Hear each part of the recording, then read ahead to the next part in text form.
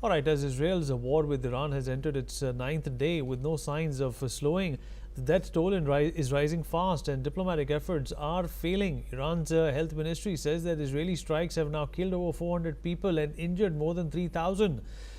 Civilian deaths and nuclear scientists and military personnel are among the dead, is what we're learning. Meanwhile, according to the New York Times, Iran's supreme leader Ayatollah al-Khamenei has named 3 senior clerics as candidates to succeed him should he be killed, citing 3 Iranian officials familiar with the matter.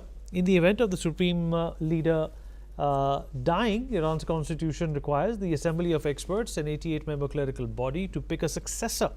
The process has only been used once since the 1979 Islamic Revolution, when Khamenei himself was elected in 1989. On the other hand, in Qom, Israeli jets killed Sayyid Izzadi, head of Iran's Quds Force Palestine Corps and Hamas coordinator. 2 more Iranian commanders, Behnam Shahriari and Aminpur Jodaki, were also killed. Here's what Effie Defrin, Israel's army spokesman, had to say about the targeted strike. חיסול משמעותי נוסף הלילה במערב איראן. חיסלנו את שערירי. שערירי היה מפקד יחידת העברות אמצעי הלחימה של כוח קודס במשמרות המהפכה. תיעוד חיסולו משודר כעת על המסך. שערירי היה אמון על העברות אמצעי הלחימה מהמשטר האיראני לחיזבאללה ולשאר שלוחיו במזרח התיכון. איזדי ושערירי הם היו בחזית הפרויקט האיראני להעברת המלחמה לשטח ישראל. במבצע הזה העברנו את המלחמה לשטחם. Well, Israel also hit Iran's Isfahan nuclear facility for the second time, striking 2 centrifuge sites. Foreign Minister Gideon Sar claims that Israel has delayed Iran's nuclear plans by up to 3 years. Iran denies trying to build a nuclear bomb, but the IAEA says it enriches uranium at 60%, a level no non-nuclear state uses. Meanwhile, 22 alleged Israeli spies have been arrested in Iran's Qom province, including a European national. An NGO says that the true number of arrests may exceed 200. In Istanbul, Iran's foreign minister joined 40 Islamic nations at an OIC summit calling for pressure on Israel, but he ruled out any talks with the US unless airstrikes stop.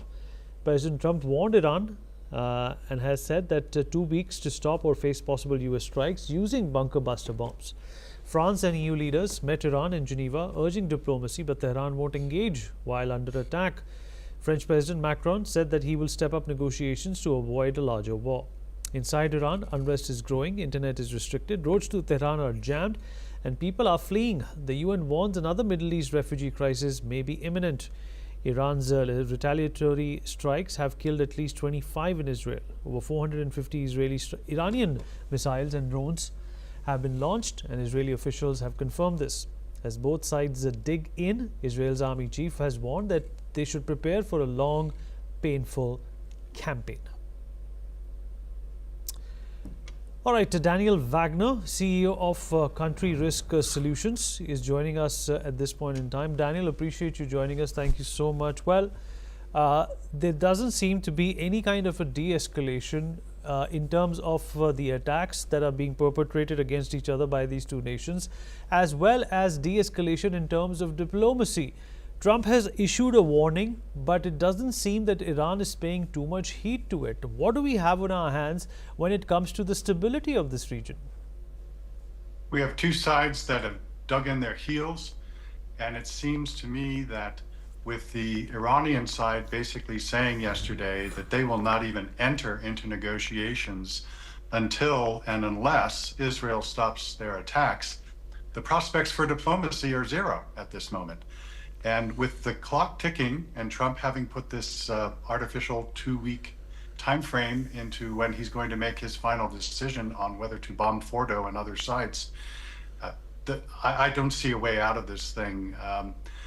I don't understand the Iranian position at all. It doesn't make any sense. They are way outgunned. Their prospects of being victorious are nil. And yet they are, for whatever reason, saving face, negotiating tactic, whatever it might be, just pride, they're basically saying, yeah, we're not going to negotiate. Just carry on, do what you're doing, and we're ready for what's coming. Daniel, what about the role of the Americans in this conflict? Donald Trump is extremely ambitious about getting a Nobel Peace Prize. but he seems to be having a rhetoric which is anti-Iran. But when it comes to other countries, including India and Pakistan conflict, the Rwanda and Congo conflict, he's pretty upbeat about that, and that would help him at least come into contention when it comes to the Nobel Peace Prize. But this is a bigger conflict. Do you think that the Americans should be playing a bigger role in de-escalation and not escalation? Well, there's only so much of a role to be played if the parties won't want America to play it. And the Iranians don't want the Americans to play the role that they're offering to play. They're basically rejecting it. As for the Nobel Peace Prize prospects, well, there's so many conflicts in the world.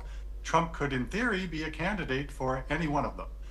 I don't see the Israel-Iran conflict as being one that is really first in line for that potential prospect. Trump is commander-in-chief of the U.S. He's commander-in-chief of the U.S. Armed Forces. And his job, first and foremost, is to preserve the security of America and the American people. The number one issue in the world today in that regard is Iran. And Trump has been consistent for 20 or more years in saying what his views are on Iran. This is not something new. It's not even something that he started with Trump 1. This is something he's been pretty consistent about. So again, I don't see how America can make a difference here in the diplomatic process if Iran doesn't want them to. Daniel, appreciate you joining us. Thank you so much for speaking with NewsX.